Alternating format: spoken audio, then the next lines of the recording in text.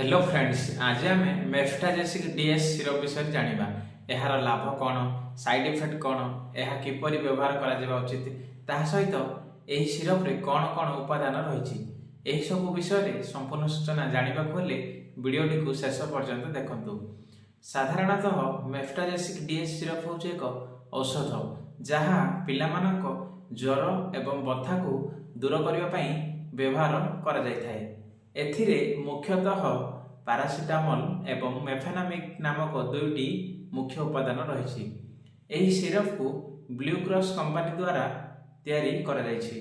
साधारणतः एही मेफ्टाजेसिक DS syrup ज्वर, मुंड व्यथा, शरीरर जंत्रणा एवं दांत व्यथा भली समस्या को दूर करने पई व्यवहार करा जायथाय। एथिरे थिबा उपादान गुड़िक रासायनिक पदार्थ को अवरोध करी शरीरर तापमात्रा को कम करने पई साहाय्य करिथांती। ताहा सहित एही सिरपटी पिलामानकर हेउथुबा मांसपेशीर जंत्रणा, गଳାର जंत्रणा, हाड़ एवं गंठीर जंत्रणा को मध्य दूर करने पई साहाय्य करिथाय।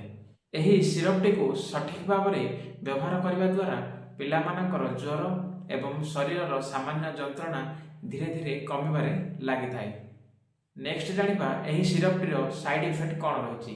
साधारणतः एही सिरप व्यवहार करने पर किछि किछि पिलांकु साइड इफेक्ट होता है, जेपरिक बांति लागिबा, पेट गोलमाल हेबा, भोक कमी जिबा, कन्स्टिपेशन हेबा, एहीपरि किछि सामान्य साइड इफेक्ट होता है।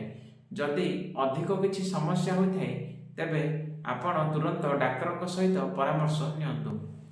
नेक्स्ट जानिबा एही सिरपटी किपरि व्यवहार करा उचित। साधारणतः एही सिरपटी खाद्य पर दिन को 2 थर किंबा 3 थर व्यवहार करा जायथाय।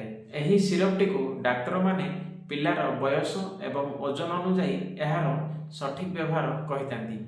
मने रखंतु, एही सिरपटी व्यवहार करिया पूर्व आपनको डाक्टर परामर्श अनुसार व्यवहार करबा उचित। एहीपरि किछि मेडिसिन सूचना विषय जानिबाकु हेले चैनल को सब्सक्राइब करि दियंतु।